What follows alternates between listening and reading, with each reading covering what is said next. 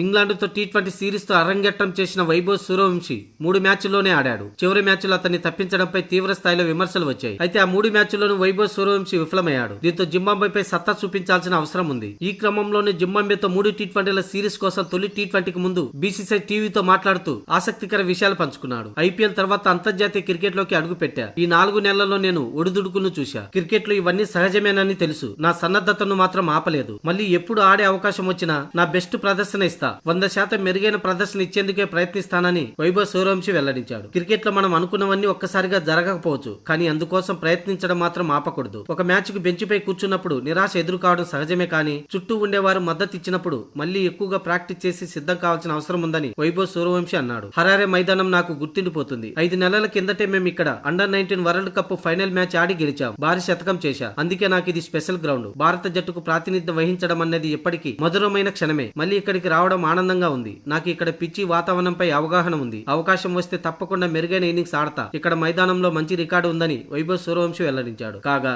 ఈ రోజు భారత కాలమాన ప్రకారం సాయంత్రం 4:30 జింబాబ్వేతో తొలి టీ20 హరారే వేదికగా జరగనుంది. ఇందుకోసం ఇరు జట్లు సన్నద్ధమయ్యాయి. ఇక తొలి మ్యాచ్ లో వైభవ్ సూర్యవంశీకు చోటు దక్కడం ఖాయంగా కనిపిస్తుంది. అభిషేక్ శర్మతో కలిసి ఇన్నింగ్స్ ను ప్రారంభించనున్నాడు.